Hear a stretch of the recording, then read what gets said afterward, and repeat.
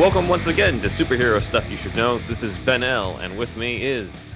Andrew this time. Indeed. Greetings! Yes, and for those who don't know what that's referencing, you'll find out. Woo! So, we are back. We covered the first half of Puzo's 200-plus page script, ending with Superman saving Lois from Luthor, or as he's called in this, Luthor Lux. Yes, it's that type of script. So, Oh my God. we are going to dive into the rest of the script in this one. If you missed last week's, go ahead and pop on over to wherever you're listening to this or watching this, whether that's YouTube, Spotify, Apple Podcasts. Check out that episode first. But we're going to go into Superman 2, and I did promise you, Andrew, this part is better than the first part. Man, I hope so, dude. That last one was rough. Couldn't believe it from the Godfather scribe himself. There's a reason why it was rewritten so much. So, anyway. That's just... Oh, man. Come on, dude. But, okay, yeah. You said this at the end of the last episode, so I'm expecting great things from Puzo himself. Okay, well, maybe I oversold it, but we'll see. So, okay, it's better than crap it's at that we least got better last than the time. first one. Yes, so where we left off was Superman discovering that Luthor has access to kryptonite. Lois now holds the kryptonite for safekeeping, and we go into the second half of the script that will turn into Superman 2. So let's get right into it. Let's start with the beginning of this, where Superman consults with Jor-El and Lara in the fortress, where they say that there shouldn't be a ton of kryptonite on Earth, and that lead will protect him, recommending that he puts lead in his suit in order to protect himself from the kryptonite. Makes sense, right? So Superman goes and creates just that, and you think, oh, he's going to put lead in his Superman suit. Wrong. He puts it in his Clark Kent business suit. Oh, great. He arrives at Lois Lane's apartment for dinner, wearing a business suit made out of lead sewn into it. Lois confesses to him that she actually is starting to feel attracted to him and ends up kissing him, saying that she has put two and two together. He seems to disappear whenever Superman shows up, meaning that Lois has figured out that Clark is Superman. She brings up the ultimate she's test. pretty smart. She's smart in this, yes. Smart enough. She's written smartly, yeah. Yes. So she decides, Clark, of course, denies it, and she decides she's going to bring up the ultimate test, holding up the kryptonite that Luthor had. But since Clark is wearing lead, it does not affect him at all. And Lois is disappointed and foiled, seeing evidence that Clark is actually not Superman. So was Clark expecting just kryptonite to just pop up? Like, what? Well, He just Lois wanted to wear does that have the suit. kryptonite. He knows that but I at think this so, point. yeah. He knows that she has it, but I don't know if he knows that she's going to spring it on him like that. But clearly he was prepared for this type of situation. Yeah. But we saved this for Superman 2 territory because of the fact that Superman 2 does deal with, in the beginning, Lois suspecting that Clark is Superman and trying to find ways in order to prove that. So this is kind of the DNA begins with this script in this scene. So Lois tries to convince him, well, you'll be more comfy if you take that suit jacket off. And so Clark does, but before he does that, he moves she has it like locked up in a suitcase. He moves that suitcase away so that he can't be affected by the kryptonite when he has the suit jacket off. So he takes it off. They eat, and Lois encourages Clark to spend the night. But Clark refuses, and Lois decides to walk out with him instead. And before Clark can get his coat, then Lois arrives with the kryptonite. Why does Clark refuse here, you think? Is this like I'm from a conservative town and I don't have sex before marriage, Lois? Potentially. Yeah. It's like that kind of thing. I think we don't want could be that. I think also it's like that, plus like even the average person probably didn't want to see Superman fuck at this time. Or alluded to him fuck. We'll just go into that in a bit. Okay. Never mind. It was the 70s. But before Clark just after the swinging 60s, she does arrive with the kryptonite, and now Clark feels the effects of the kryptonite, proving that he is Superman. So Lois has basically outsmarted him at this point. He thought that he outsmarted her, but she knew that the business suit had something to do with it, and she was proven correct. So now she knows that Clark is Superman. Now she really wants to fuck him. Yes, exactly. So that leads into them fucking. in the next scene. No, The we good have a few stuff. more scenes later, but Okay. this is kind of what leads into the other variations that we would end up seeing in the different cuts of Superman 2, where Lois ends up finding out for real that Clark is Superman, whether it's shooting him with a blank, like in the Donner cut and the screen test that Margot Kidder did, or in the theatrical cut where it's through the fire. So this is the original version of that in the Puzo script. So Okay. Superman decides, let me take you to my place. So he takes Lois to the fortress where he decides to ask his parents if he can become mortal. The AI Jor-El says that out of all the questions they anticipated, this was the one they hoped he would never ask. Laura begs him not to, but alas, they leave several instructions with him on how to build a machine that can turn him mortal. And Jor-El also brings up that if he decides to change his mind, he has up to 10 days to reverse the effects. There are I never stipulations, of course, like this. So, I never like plots like this. I just kind of want my superheroes, generally speaking, to want to stay that way. Like this is a big thing yeah. in the X-Men cartoon and hmm X-Men world as well. And it's just like I want them to find joy in their own power. Plus, he's not immortal. He's gonna apparently more than likely ages at the same hmm rate, right? So there's like no Yeah. problem. He's basically going to. I think he feels like he needs to be human in order to be with Lois. He needs to quit I being Superman. By the way, Luthor has not been caught at this point in the script. I get it. Oh yeah, true, true. I get this, but I don't know. I just personally don't like these kind of plots. I would I rather it feel be like it's something dated at else. this point. It's Yeah. dated at this point. Back then, remember, if we look at the context, like just trying to put Superman in a movie that wasn't like a movie serial or a TV production like Superman and the Mole Men, like this was a major thing. So to deal with ideas of like, hey, like, what if he is tempted not to become Superman? Like all that type of stuff. Like that feels like, oh, like that's a deep exploration to go into for superheroes on screen in 1975 when this is written. But nowadays, we're just like, okay, I saw that in Superman 2 and Spider-Man 2 and X-Men 3 and the I X-Men know. comic that's based off of. Like all If those X things. if X-Men does it in their own little movies coming up, little, they're big tentpole films, like, I'll allow it because that's so part of their universe. It's so part of their DNA. But Mhm. but with this, like Superman, I think there is some continuity or some idea that Superman ages slow or like really slow or something. Yeah. But I Mhm. don't know if they really follow that in every continuity as well. And that's not set up in this, doesn't have to be set up in this movie. So I don't know. Just let it go. My note to you, Puzo, is let this go. Well, You it's know, what led that's all I'm into this saying, man. plot and all the other versions of Superman 2. Like the backbone of Superman 2 is him not having the power for here, but Yeah, it's yeah. Puzo's idea, it looks like. So here Okay. there's a plot point that they don't have in the actual cut or in the later scripts. I don't think I need to take a look at them, but he has up to 10 days to reverse the effects.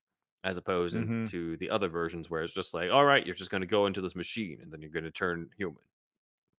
So he can also never use this machine again, is what it says. So They couldn't revert those are kind of back. the yeah.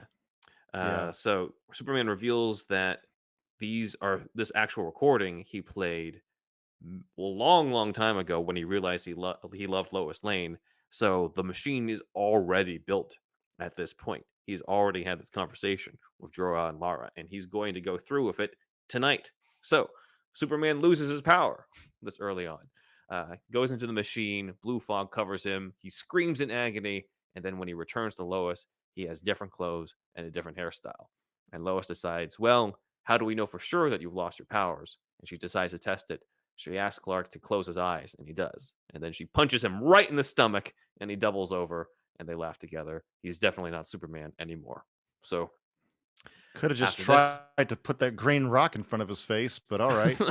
yeah, it has to be comedic. I Great, I should have Lois. thought of that, says Lois. Yeah. So then we get into them having a good time. They sleep together. At this point, here we are, Andrew. I told you it was going to Finally. happen.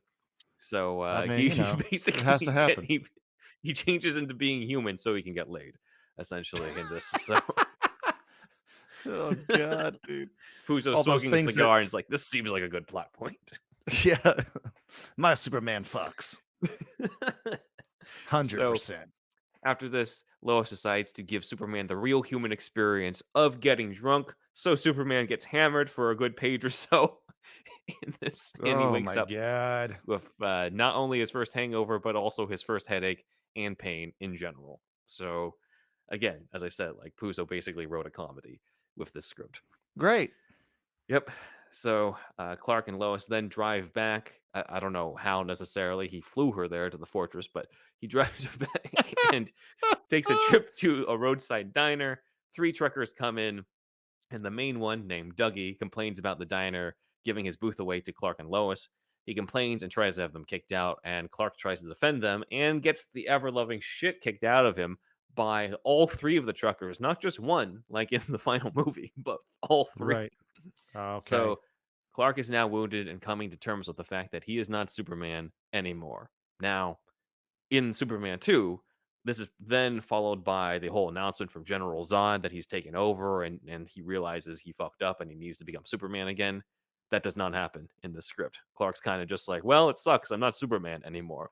And then we continue through many more pages of him not having powers in this. That's part of the problem. You got a movie called Superman, and like for a large chunk of the movie, he's literally not Superman. It just this kind of I know this is in the Superman 2, and it's fine. I just it's not my personal favorite. I know. I know I told you this was better than the first half, but now I'm starting to regret saying that to you when I go through No, it's this. it's okay. I mean, this is I like and again, for the internet, I like Superman 2 also. I saw it for the first time during the pandemic, I think, and I've only seen the Donner cut at this point. I liked it. It's just this actually these parts it's especially these parts I don't really love. I want to see him doing Yeah, Superman well, shit, you know? unfortunately, it's the stuff that you didn't love that was in the original version by Puzo and the stuff that you liked that probably comes in the later drafts. That's okay. So, oh well. But that's why we cover this He so that we can take stays a look and see. he stays non-powered for like most of the rest of this script? We'll get to it. We'll get to it, Okay. but he All right. stays non-powered longer in this than he does in the movie. Okay. So again, Luthor is still out there. I don't know why Superman didn't think to maybe I should hold off on this until after I catch the big criminal who tried to kill me. But maybe he Well, I thought that mean, since Lois had the this kryptonite, you know, I think he just wanted to get laid and wasn't thinking about much else. This is the most believable part of the script. this is this is the most relate. People said Superman's not relatable. He's relatable. Luthor who, man? He's got the tunnel vision, man. Yeah. So Clark is on the air reporting that there is a manhunt for Lex Luthor, or sorry, Luthor Lux, as he's called in this. Right, right. Luthor is watching the report again, watching Superman on screen, not realizing that Superman and smokes a Sherlock Holmes type pipe when clearly he's not using Sherlock Holmes' observational skills, and announces that he will proceed to do the three greatest crimes of the century. Not the greatest crime of the century, like in the Donner film, but the three greatest crimes of the century in order to lure out Superman. And after his basically his henchman and Miss Tessmacher or Eve in this one ask him what it's going to be, he decides that they're going to go to Rome and they're going to assassinate the Pope. So the next part Wow. of Superman 2 goes into the Vatican. The news team arrives in Rome There's where no Lois way they gets her would purse film stolen. this. They're not gonna film this.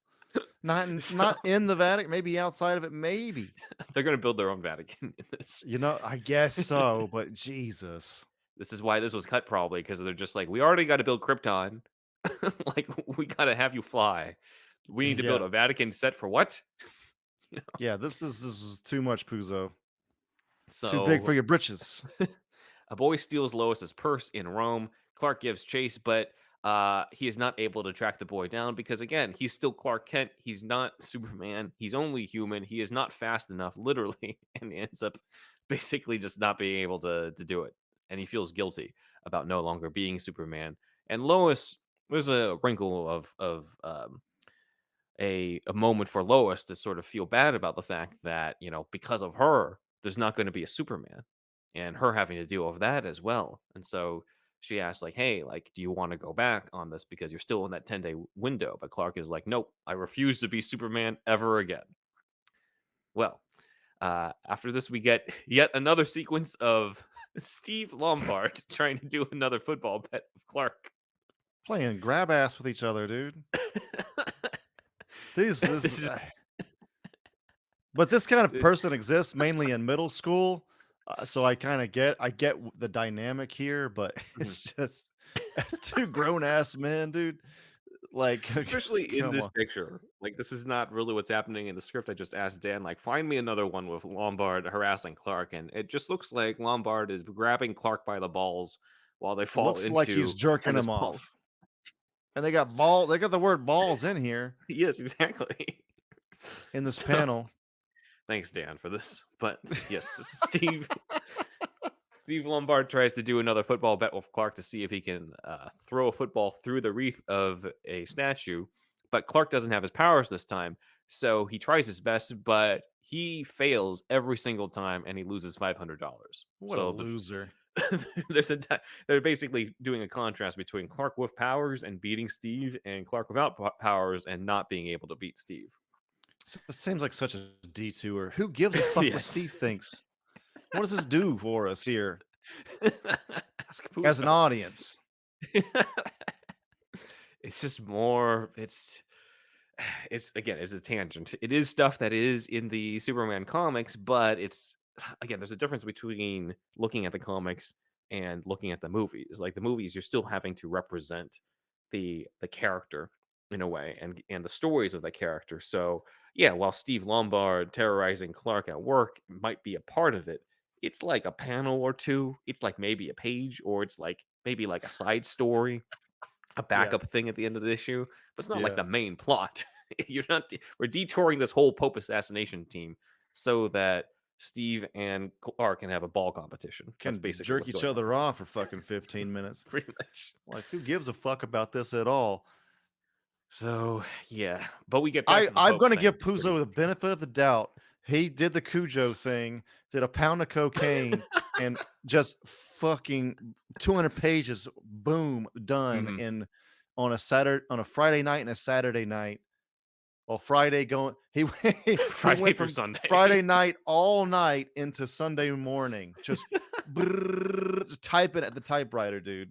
Then just fell That's asleep on his typewriter, snoring, just drool dripping on the keys, just all day na no Sunday, and then he turns it into Warner Brothers on Monday. nosebleed, full Cujo style, That so too, yeah. So we're finally back to the Vatican plot. Lois gets a cryptic phone call saying that something terrible will happen for the ceremony that brings in the new pope and to, quote, watch for the sign of the cross. So, what's going to happen? The news team watches the ceremony, and Clark figures out that the pope is about to be assassinated. He springs into action. Again, he is Clark Kent here, so this is impressive. He is putting himself in harm's way here as a human, and he does stop the assassination. The gunman's shot goes wild. Clark struggles with the assassin over the gun, which then goes off, killing the assassin. And as the assassin dies, he tells Clark, quote, "This is nothing," before he dies. So okay. Clark isn't sure what to make of those last words, but Lois once again asks Clark if he's sure about remaining human, but he still refuses to become Superman here. Probably because hey, he was just able to save the Pope as Clark Kent, so maybe he can still be a hero in his own right at this point.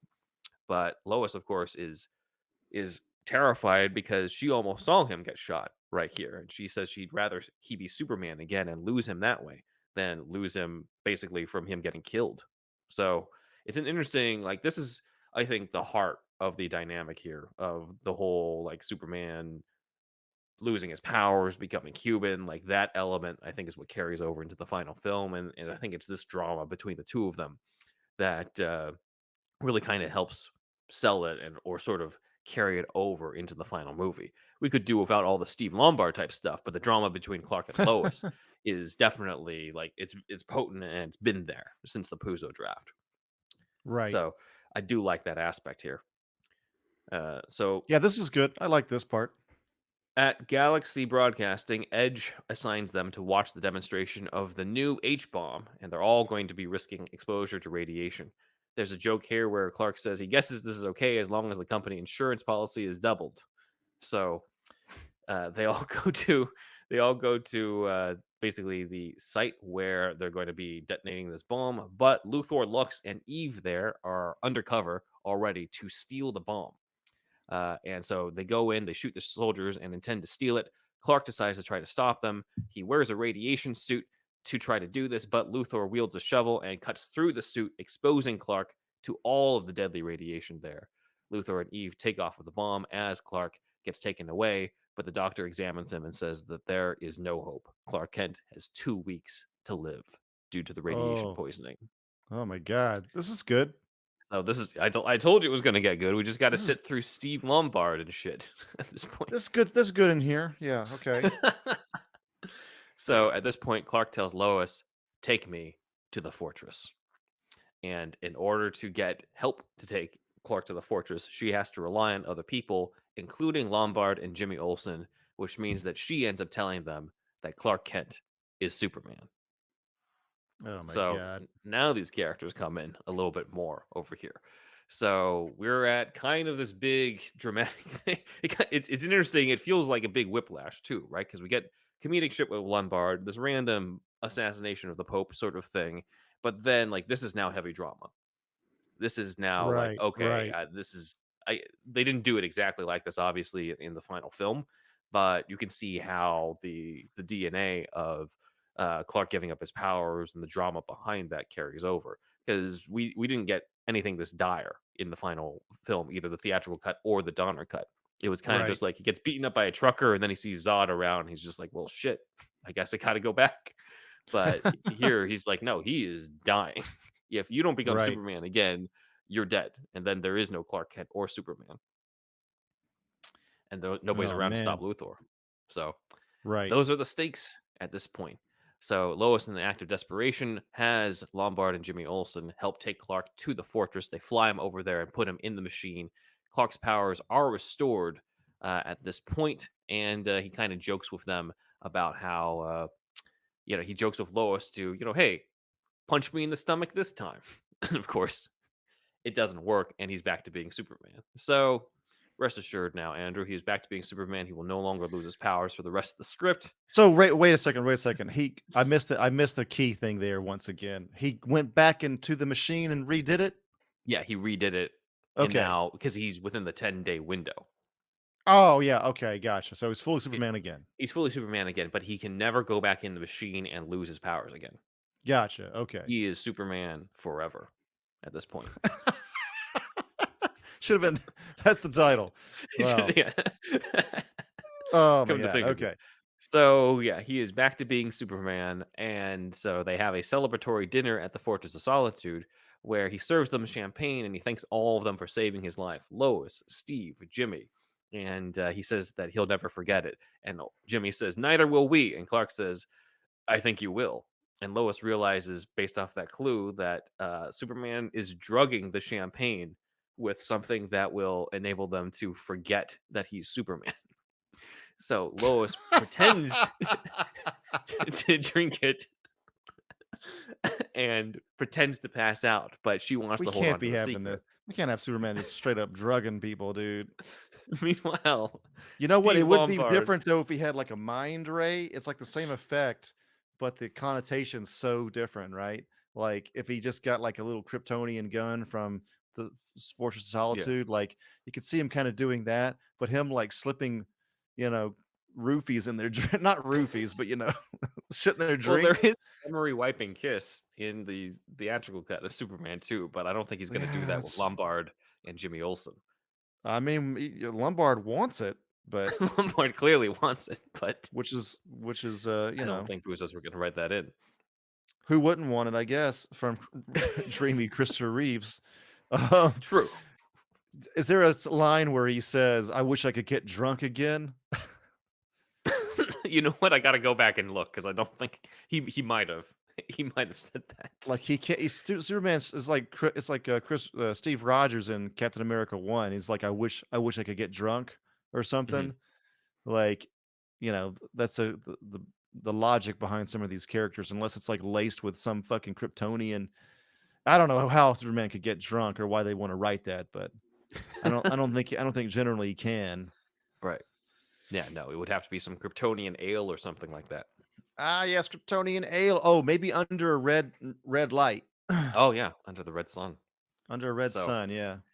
anyway, we leave off with it's the Fortress of Solitude. Lois has pretended to pass out, and and pretending to think that pretending to basically trick Clark into thinking that she has undergone the memory wiping champagne. Steve and Jimmy Olsen have known the secret for 5 minutes, and they'll only know it for 5 minutes of this entire thing. They'll go back to being Steve and Jimmy without knowing for the rest of the script, but Lois is still holding on to knowing. And with that, I think it's time to take a quick break. Okay, everybody, we have a new thing that we do here on Superhero Stuff You Should Know. We are going to start every month having a new GoFundMe and a charity that we're going to give a shout out for. And this month, well, tell them about it, Ben. Well, this month we are debuting this in our episode about Superman 2, and this is completely related because Valerie Perrine from Superman 1 and 2, Miss Eve Tessmacher, has her own GoFundMe. Unfortunately, for the last few years, Ms. Perrine has had to retire from acting because she is fighting Parkinson's disease. If you've been following her on Twitter, she has been auctioning off different memorabilia from her time in the movies in order to raise funds, but she is unfortunately bedbound. She has round-the-clock caregivers, and she has a GoFundMe set up through her friend in order to help her out through that. And I think it is on a lot of us as Superman fans who grew up with these movies, grew up with her as Miss Tessmacher. I think as a thank you, it would be more than appropriate for us to help her out. Yeah, so please, if you can go to her GoFundMe page, it's been linked in the description here as well for everybody. If you can donate to her, that would be great. Again, she's part of the Superman legacy, and let's try to help her out if you can. And also, on top of that, we want to also give a shout out to the page where you can donate to the American Parkinson's Disease Association itself. So that will go to support and education and research. So if you want to support them as well, or just them, also fine if you want. So check that out. That will also be linked. So, yep, we're going to be doing this. We thought that we should not just be into heroes, but also try to take an influence from all these heroes we read about all the time, and at least do our part in any way that we can. Insofar as, helping these kinds of people. So yeah, if you can, that'd be great. And thank you very much. Just wanted to announce that I have a new podcast called Gaming Gaiden. It's about Japanese to English translation. In this first season, it will be 10 episodes each season. If you saw the ranking, every Superman video game two-parter we did here on Superhero Stuff You Should Know, you have seen Mike before. So yes, if you like video games, if you've been interested in Japanese ever, we're going to be talking a lot about just Japan in general, Japanese cultural differences as well, and we also are going to have a lot of talk about 90s video game magazines such as Electronic Gaming Monthly, aka EGM. So stay tuned for Gaming Gaiden podcast. It's already out now, y'all. I wanted to tell you about the patreon.com. patreon.com/superherostuffpod, and on that you get the $1 tier. You can join the $1 tier, which gets you the shout out on the board, and either visually or orally, or both at times. We want to do the oral for the most part for newer people. And then the $5 tier gets you a whole new show. This show is every Monday, as you well know, and it's free on YouTube and the what's nots. And the Patreon show is every Friday at the $5 tier mark. You can, if you want, binge us for $5, and it's like 150 episodes, almost 150 at this point, and you can listen to all that content there. Even the stuff that's been released from the vault, none of that has been the full episode as well. So trying to keep our $5 tier people happy. But yeah, check that out. And then our $10 tier gets you all of the above, plus it gets you a monthly meetup show where you meet up with us monthly, and it's like a Zoom-like call, and we have a topic at hand or sometimes videos we react to and things like that. And that's at the $10 tier. Every tier that you get, like the $5 tier, gets you the $1 tier benefits, and the $10 tier gets you the $5 tier benefits and the $1 tier benefits. So check that out at patreon.com/superherostuffpod. We also got the merch, which is Redbubble, superhousepod.redbubble.com, and on Threadless, superherostuffpod.threadless.com. Get your Bin Man and Indeed Wizard mug, shirt, shower curtains, and all the rest artwork by Stephen Santa Cruz. And please send us some audio at superhousepodcast@gmail.com. A bumper would be great. You too can be part of the show. I'm Thunderwolf Drew on Instagram and Twitter. Thunderwolf Lives is my other YouTube channel, one of my many YouTube channels. And I have also thunderwolfdrew.com has my whole portfolio in one place except for amanorecon.com. That's AMANORECON.com. And that is an original idea that some friends and I are doing, where it is R-rated Power Rangers meets Stranger Things. That's the quick pitch, and it is not a fan film, original idea. We have a pitch video right now on YouTube and on the Indiegogo page. We're campaigning right now as of this, when this episode premieres. And this poster art is by ZacharyJacksonBrownArt.com. And check it out. Please support us on the campaign, and more from that soon. But yes, it's bloody, and if you like that kind of thing, check us out. And that's it, Ben. Follow us on social media, on Twitter at SuperhousePod, Instagram Superhero Stuff Pod, where we have some different supplemental stuff. I've even analyzed the martial arts stance that the Keaton ornament from The Flash is in, so you can check that out on our Instagram Superhero Stuff Pod, TikTok Superhero Stuff Pod, Vero Superhero Stuff Pod. My website is benwanwriter.com, where you can read a whole bunch of spec scripts, including Gotham, Vampire, Elementary, The Death of Sherlock Holmes, and Curb Your Enthusiasm, Disneyland. If you're fans of any of those shows, check them out and let us know what you think. My YouTube channel is in the description below, including Doctor Who, The Ronin of Time, an audio drama I write, edit, and narrate with the 8th Doctor meeting Miyamoto Musashi. My personal Instagram is benwanwriter. If you like cats, my son, Alfie, my cat, is at Alfie Pennyworth Cat. And if you have an Alfie yourself, then you can get the Whisker Box, the only cat box with a crazy cat lady and gent. And you can even check out another page on that website, superherostuffpod.com/show notes. That includes various show notes for each of our episodes, links to the scripts that we review if they're available online, Amazon links to the stuff we've been talking about, including, Brian Levant's book that he plugged for us, My Life and Toys. So check that out at superherostuffpod.com/show notes. Lord have mercy, y'all. Do you like hounds?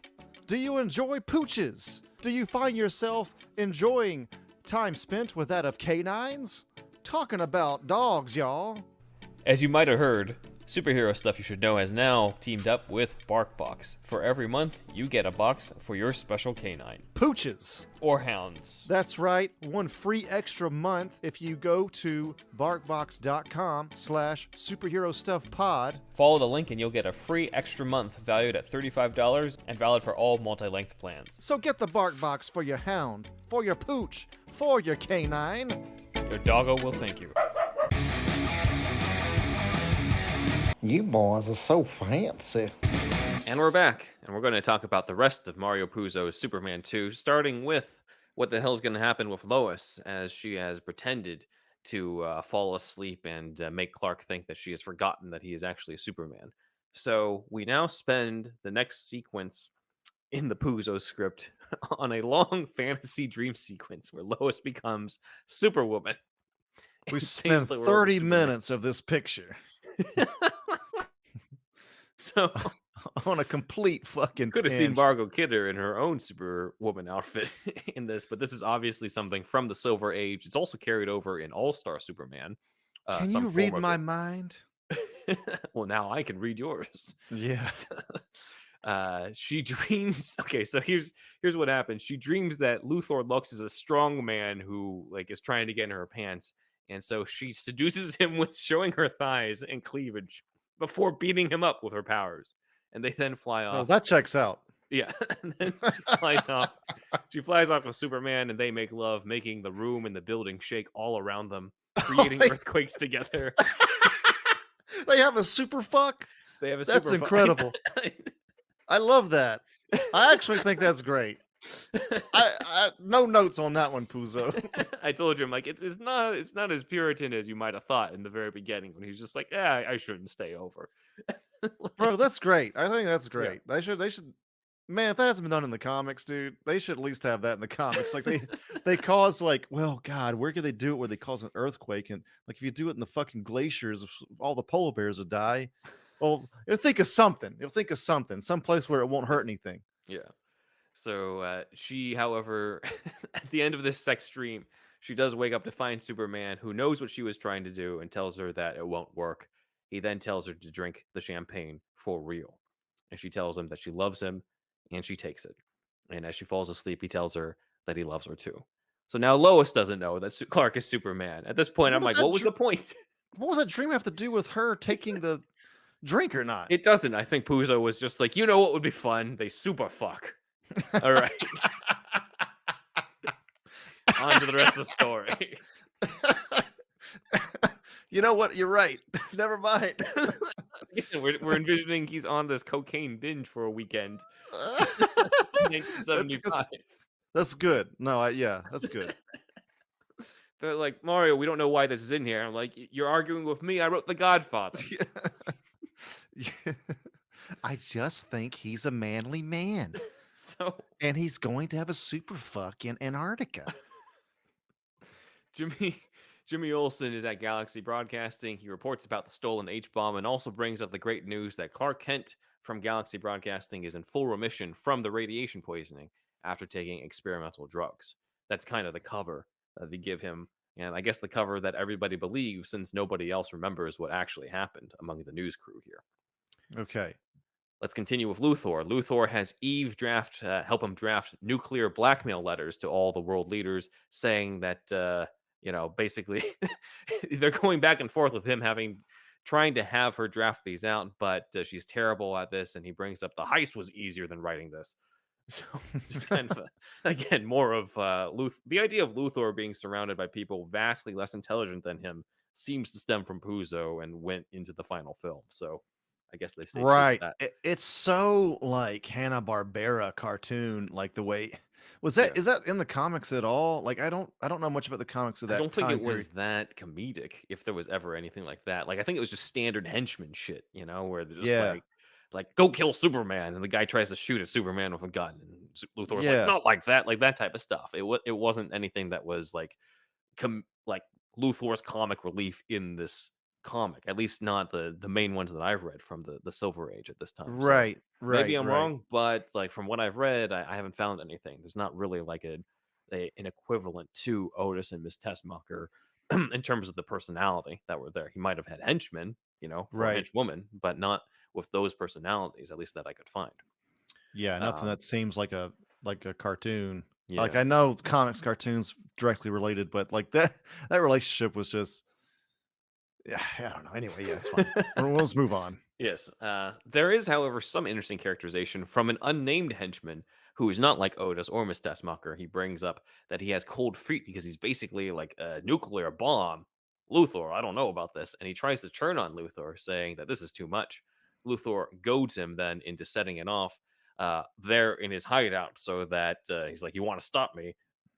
Take out the bomb." And so the henchman does try to set off the bomb, only to find that when he tries to put his hand on the bomb, it passes through it. The bomb is a hologram. The real one is hidden elsewhere in the headquarters. And Luthor presumably then kills this henchman off screen for trying to disobey him. It's an interesting Okay. moment, but also it's like the Steve Lombard part. I'm like, okay, well, why did we need this? Like, what does this have to Right. do with everything Right. else? It's a just another weird tangent. Mhm. Um, so the president of the United States receives the nuclear blackmail letter, but refuses to give in to Luthor's demand. Luthor is pissed that the president has basically done this, but he's mostly pissed about the president accusing him of becoming a communist. So I'm going to have you read Oh Luthor man. Lux's response to this accusation. Oh man. Okay. Nobody, but nobody believes in capitalism more than I do. That son of a bitch, I'm gonna arm the bomb right now. So Luthor then arms the bomb due to the president calling him a communist. So to be You fair, know, this does feel very Luthor. Luthor is libertarian as fuck. We all know that. So So, as he does this, Jimmy tells all of Metropolis to evacuate because the bomb is about to go off. Superman makes his way to Luthor's lair, where Luthor turns on the machine that puts not the bomb, but he turns on a machine that basically turns him and other henchmen into holograms. Superman turns it off, but Luthor cleverly tells him that, yeah, what you just turned off not only turned off the holograms, it also set off the bomb. So basically, it detonates the entire thing from basically being shot into Metropolis. So Superman has to, basically about 15 minutes before Metropolis explodes. Superman takes off to find the aircraft with the bomb. So this is similar to the missile shit in the '78 movie now, but right. it's just now at this point of the script. It also says this is the first time that we see Superman full body flying. I'm like, this entire movie, we haven't seen him fly. Like the whole "you can believe a man can fly" thing. This is the first time we see it. Okay, We're like what 150 pages in at this point? yeah, at this point. Dude, So, come on, man. but he takes the aircraft and he sends it out into space where it explodes. And so he saves the day. Superman gets awarded the Congressional Medal of Honor, and everything seems to be, it's the end of all this. And at the celebration, Clark is with Lois when he sees in the distance the faces of four certain criminals, certain Kryptonian criminals. Now, as you can see, they're kind of showing up a little late in comparison to the Superman Yeah. 2 movie. But Clark takes off in the Fortress of Crew L's Solitude. in this? Yeah, so just to recap, the Phantom Zone villains are not the same ones in the final movie. It's still General Zod, but with General Zod are not Ursa and Non, but the ones from the comics. So that's Jax which ties into Andrew's name for this episode is Andrew Yes. Crew L, the cousin to Jor-El, and cousin once removed, I guess, to Superman, and Professor Vaycox, who kind of became obscure and didn't really show up again after the crisis. I said But a professor I said a professor what now? Vaycox. Oh, okay. No, so getting serious here for a second. I could probably look this up in Google. I probably will Google after we Mhm. fucking finish this session. But L, right? Cal L comes Yes. from like Elohim and all that. Like it's all Jewish stuff, like God. I think Cal L means the voice of God in Hebrew or something. Hmm. Um, Even the words Michael, that's something Yeah. something God, Gabriel, all these names that end in L, right? Um, so EL. So that's also in the mix here with Superman and with Crew. I don't know, Cruel maybe, but I wonder what is. Maybe is also Ooh, something, you know? I have to look that up. that's a good point. Let Or us maybe know in the they were just comments. they're just like Kryptonian names is just, one syllable names with a dash in front of it. It's just Something some fucking bullshit you read at the pharmacy while your mom's getting a prescription. That's what it was. That's all I fucking want. No, but yeah, I mean the L's definitely like goes back to I believe Hebrew, I would Mhm. assume. So let us know in the comments if we're off about any of this, but Yeah. this is what I've heard anyway. Yeah. So Clark goes to the Fortress of Solitude and he asks Jor-El about these criminals, and Jor-El brings up that they were imprisoned, they could not be rehabilitated, and they were given basically a prison that they had no chance of escaping. But then Clark brings up, well, what if there was an atomic explosion, as in the atomic bomb that he just threw into space that just broke Right. open the Phantom Zone, which is then something that Not carries over, of bad. course. It's Yeah, just out of nowhere just about really, you know? yeah, It's because just we're like like at the third act already, and then they show up. that's your that's like I know it's good to bookend, but that's just not that's just yeah, it's just out of nowhere kinda, This basically. is again why we won out with the final film is because in at least the Donner cut, right? Like it was revealed that the missile that he threw out at the end of the '78 movie is the one that breaks open the Phantom Zone, and then you got a whole movie of the Phantom Zone criminals showing up from like the beginning, as opposed Donner to later on. Donner and Mankiewicz, man, just saving this picture. Exactly. So God. when you look at like Puzo, this is again like the DNA is there. It's just it feels all jumbled now that we have seen or grew up with these movies, and so we're just like, wait, why is there so little of the Kryptonian villains? Like unfortunately, the when reading through it, these guys are pretty much interchangeable throughout the story. General Zod does not become the General Zod we really know and love until later drafts, especially when Mankiewicz does the kneel before Zod line. That's Right. Mankiewicz as well, and that really brings it. The combination of that plus Terrence Stamp, of course, really elevate Zod from just being like, oh yeah, he's just another Phantom Zone villain to being like one of the top Superman villains. Whereas like in the comics, a lot of times the ones that I've read during this, he's kind of interchangeable with the others.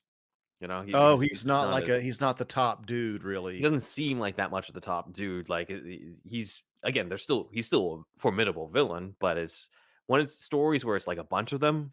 Like I read one where it was just like these four guys plus Feora. Feora was the one who was like the who stood out the most, not just because she was a woman, but because she seemed like the most evil out of them at the time, and that's She pre is Superman too. she is ice cold in, Man of Steel. I feel like they could have done Yeah, more with Feora and Man of Steel. yeah. Well, Uh, maybe they'll do more in the Flash. We'll see, but I forgot about that. yeah. Ansha Trow, however you pronounce her name. Yeah, she's back. She's So we We'll see. got to, yeah, we'll see what happens. But the Phantom Zone villains are making their way towards Earth, and Superman's like, "Can we make a new Phantom Zone?" Jor-El says, "No." Uh, What? All this Kryptonian technology single use? we have one flaw in our technology, Kala. You can't use it more than once. They're like Kleenex. You can only use them and then they're gone. And It's a then they phone got call, the but you only idea. get one. It's a phone, but you only get one call throughout the entire existence of the phone. This is how Kryptonians work in You know this. what? Your planet should have blown up. It's fucking stupid. That's what Clark should say to Jor at the end of this. You know what? Your God, you guys planet are was nuts. single use too, man. All right? But Jor brings up that they will likely enslave and imprison the planet. Superman then asks, "Is there any way to defeat the Phantom Zone villains?" And Jor says, "No." So Oh, man. Superman still has to do what he can. He dons the lead business Clark Kent suit that he wore in the beginning, as well as the kryptonite around him. So now he's going into battle wearing lead and kryptonite to go out and confront the Phantom Zone villains who have already started wrecking Metropolis. So Superman is now fighting the Phantom Zone villains there. Jax offers Superman to join them. It's Jax who does this, not General Zod. But Superman refuses. The Phantom Zone villains are skeptical that he will kill them because there's only one of him and there's four of them. So they launch into a fight, and Superman goes further away and tries to basically hold his own against these four guys, but it's just not enough. He hits Jax hard enough that he goes into a building, which collapses. This is all starting to sound very familiar, but Puzo writes here in 1975, quote, "The fight continues, choreographed to destroy buildings and screaming crowds of people. Dead people lie all over the city from the fallout." So now we're just in full on Man of Steel territory at this point in 1975. um, Oh, the man. president declares martial law, and Superman is presumed dead from this big fight in Metropolis that destroyed Metropolis. This is the part that feels very ahead of its time. Yes. But Yes. it's again, it's this is where things start feeling a lot darker than in the actual Superman 2 movie, where like, yeah, they terrorize Metropolis, but Superman more or less, there's a lot of destruction, but it seems like he at least saves the people in that. Here it just seems like, yeah, and then a bunch of people die, is kind of what it writes in the Puzo thing. Like there's not even really like unlike Man of Steel, you don't really get to see a lot of the fights where you could say like, "Oh, Superman could have done this," like a lot of the Man of Steel critics do. Like it just becomes a montage of people and people eventually just winding up dead, and there's all this destruction afterwards. We see more of the aftermath, Oh, so okay.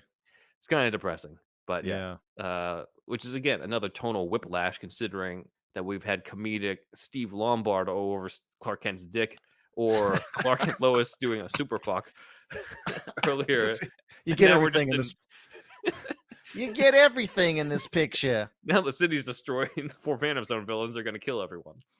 Okay. So Superman has no choice. He leads them down into Luthor's hideout, where he uses Luthor's hologram device to duplicate himself, stumping the Phantom Zone villains and allowing him to rest, where he is found by Luthor and Eve. Luthor and Eve decide they have to help Superman.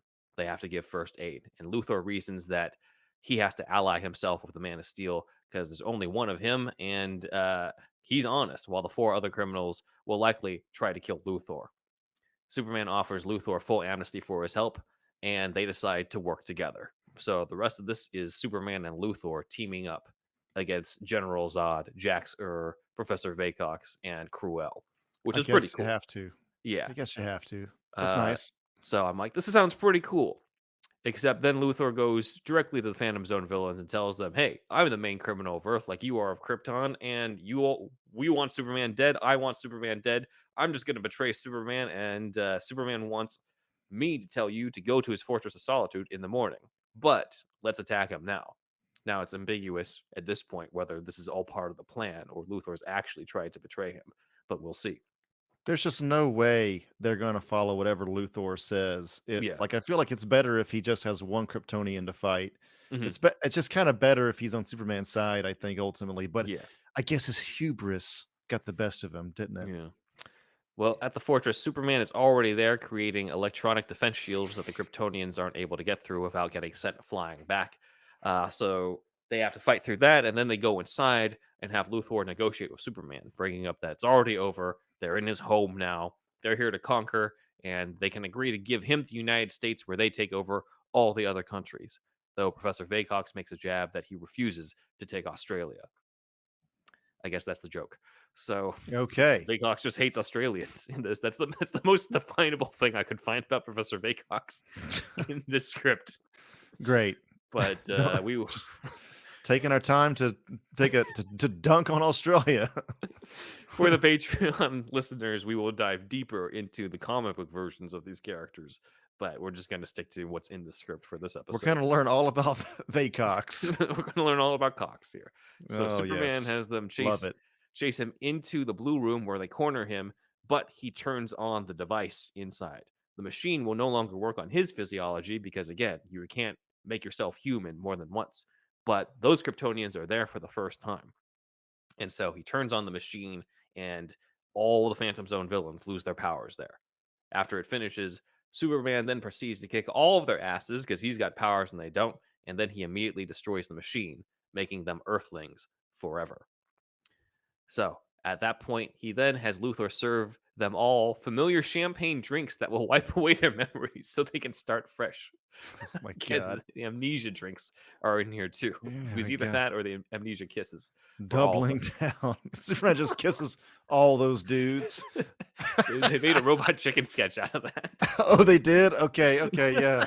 I don't know if I've seen that or not. I'll That's send it to you. hilarious. But I like the general idea of it, even if the execution of how he's doing it seems a little sketch. But the idea that Superman has is that you will get to start fresh as humans on Earth without any memory of who you were on Krypton or having plans for power, and this will give you a second chance to actually just live out and be good men, which I like. I Right. like that aspect of it. He is completely brainwashing them in the process of doing that, but I guess you kind of have to. But I think that's how he's drawing the line, where You it's like, say brainwash, I say ridding them of evil. yeah, exactly. Like he is saying, "Hey, I will not kill them. I could because I got powers and they don't now, but I refuse to kill them, and instead I'm going to kind of rehabilitate them by making them regular, ordinary humans in society again." Yeah, that dynamic has changed now that they don't have powers, for Yeah, sure. I mean, yeah. everything's changed at that point, for Yeah. sure. So I do like that aspect. And then Superman also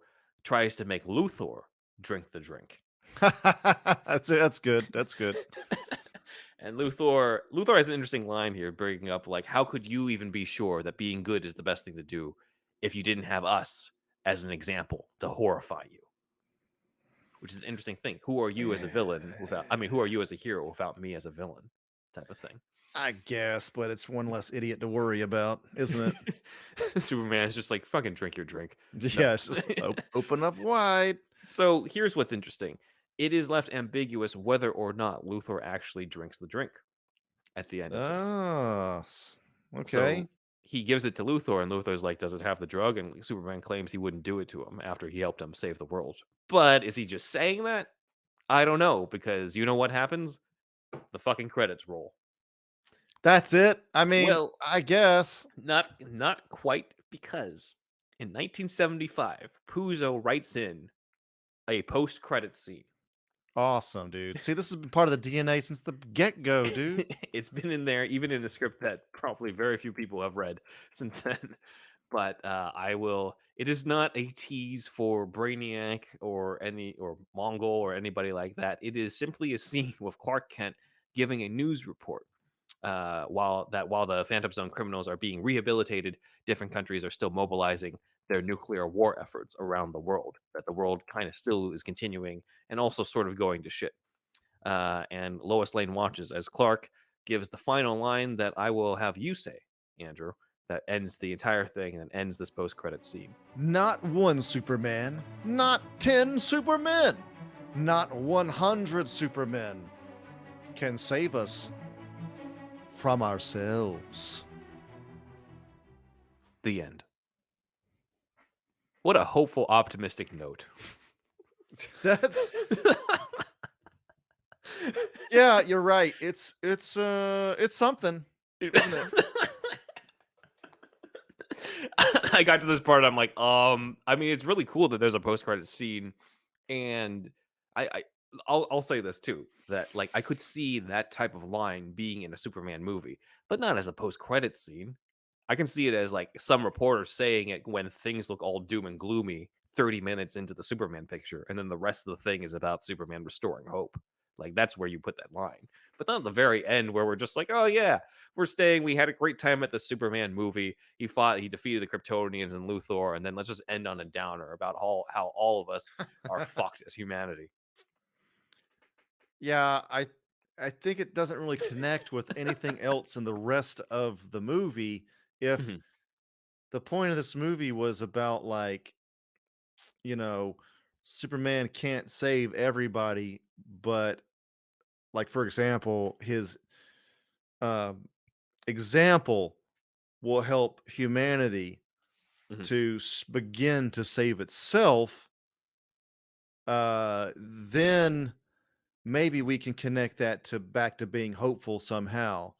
And this is also connects to again, I'm thinking of our idea in our Man of Steel right. 2 pitch back in the Mhm, day where, how does Russell Crowe, Jor-El, what does he mean when he says you can save them all? It's ultimately through his example, right? mhm, And Grant Morrison talks about this too. He said Grant Morrison has some line in one of his interviews where he says, Superman's kind of the greatest idea we've ever had because look, not I don't want to piss anybody off, but he says like unlike Jesus, we know Superman's fake. So we we don't have to worry if he's real or not, mhm, but we still can learn from like all the good example from it, right? Like it doesn't have the baggage of religion, I guess is what he's trying to say. But it has all the good from it. And where am I going with this? Anyway, dude, it's been a long day for me. Anyway, this So he his said last line is about how we can't save ourselves. yeah, just if they brought it back around to something like what I was just saying, then maybe it could work, but it's just yeah, it's not a great line, especially to end on. It's just kinda off. I mean, his cocaine bender was just ending at that point, the nosebleed was Yeah, his getting high was down. He was the on. hi yeah, he was on the way down. He had the post-nasal drip Mhm, going on, mhm, um, so yeah, he needed to do some Donner Chronic with Dick Donner and, go from there. mhm. It really goes to show how much of what we associate with this era is Donner and Mankiewicz behind the scenes. How much of it is them and not necessarily some of the other names that you see. Even like who the names you literally see on like written by. Those are the ones who like, yeah, they had the DNA in the beginning, but it's really Tom Mankiewicz and Richard Donner who make it what it is. Who take I those guess ingredients and they really elevate it. Puzo was the first, so they Mankiewicz had to go off of what Puzo did, and who was the ones in between those 2? Weren't there others? Yeah, the Newmans, Robert Benton, Newmans. Newmans and and then I Benton. think probably a couple other uncredited writers. Okay, but Mankiewicz has that kind of final pass, It's the right? final pass that really like again, certain moments are there thanks to Mankiewicz. Even like the first line from Jor-El, who talks about the sort of meta line about how this is not just no mere fantasy, sort of bring up the illusions of verisimilitude, or the kneel before Zod line. Like, dude, this Puzo script doesn't even have the Superman and Lois rooftop conversation. Can you read my mind type of stuff? That's not in here. I've seen like TikToks where women say that it really, even though it was written by mostly dudes, it feels like it's from the female gaze. It doesn't have like the male gaze to it that a lot of superhero movies do. Look, take that for what you will. That's just from Well, TikToks one I've of them seen was a woman. online. Yeah, one of them was I think it's Leslie Newman. Okay. So it was partially written by a woman. So I Yeah. can kind of see how that contributed to that. But that the addition to of that scene into the Puzo script in the later drafts really ends up selling that, because I think it was Donner and Mankiewicz as well who said, like, look, it's this love story with Clark Kent and Lois Lane and Superman. Like, that's the backbone of this. Once we get to Metropolis, that's what you base a lot of the stuff around.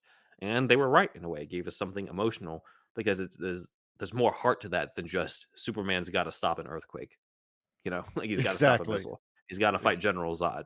When it's all based around like people you care about, or you caring about his relationship with Lois, then you really care about those scenes. So it's just a testament to how much was brought into later ones. But it was cool to take a look and see what was in the original stuff, and knowing what stuff was Puzo now and what stuff was the later writers, what stuff was Mankiewicz and all that. And I think we have sort of segued well into our Superman 2 coverage, which will be basically throughout the rest of the year, considering that we have two cuts of a movie and three more scripts to cover when it comes to that. So Oh my there's god. a lot. Yep, there's a lot for Superman 2 alone, but this was the beginning of it. And with that, that is superhero stuff you should know. Right. Big thanks to Dan for setting up the visuals for us on the YouTube video, as well as the Spotify version.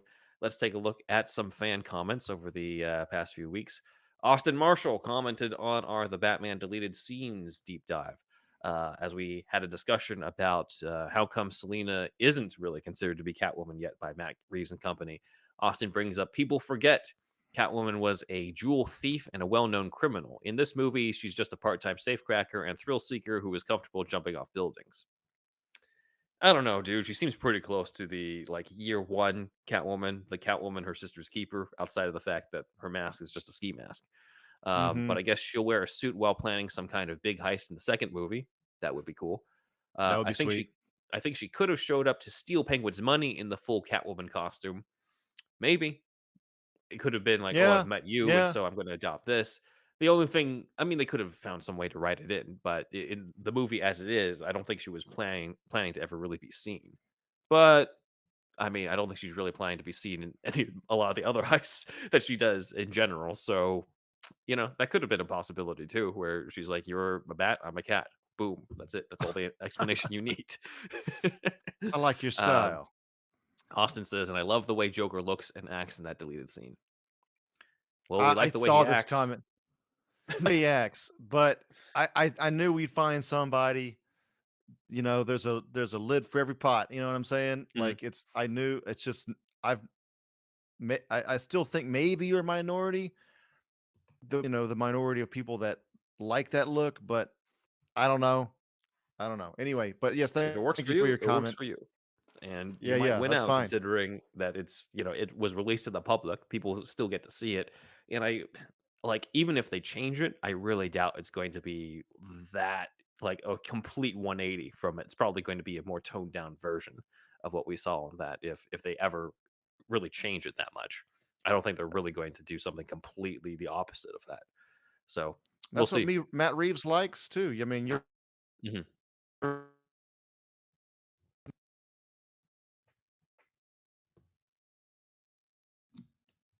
You there? my Uh, I heard like one word from you. Wait, say something. Go onto this mic real quick, then Okay. transferring back over.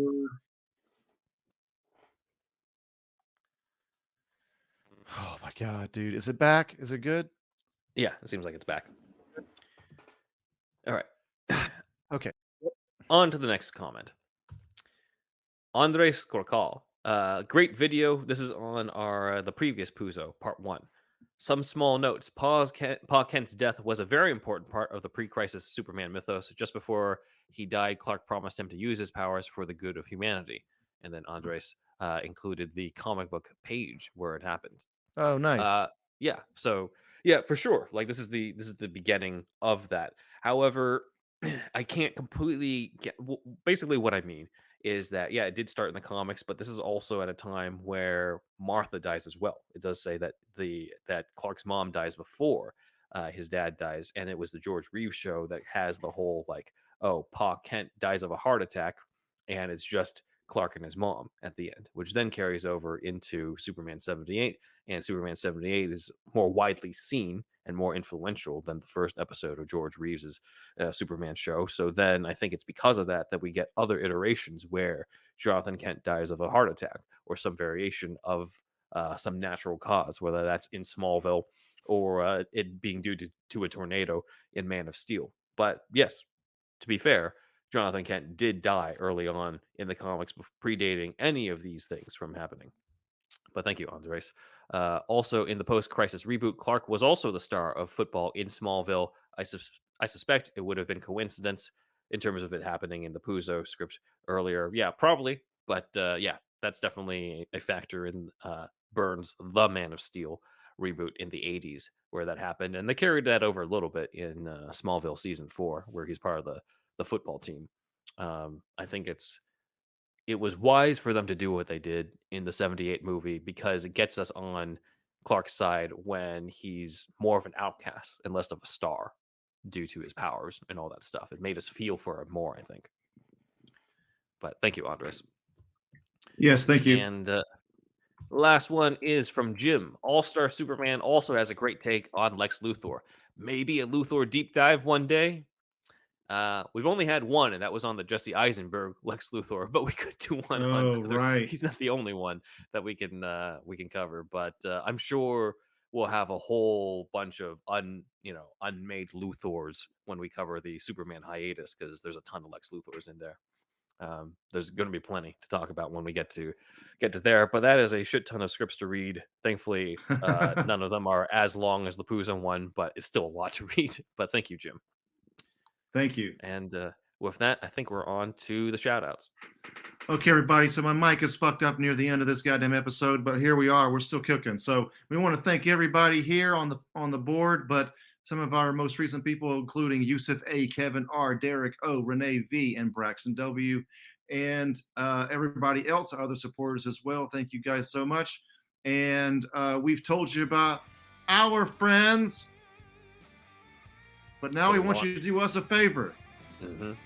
We want you to tell all your friends about us. And maybe have a super fuck. Consensually.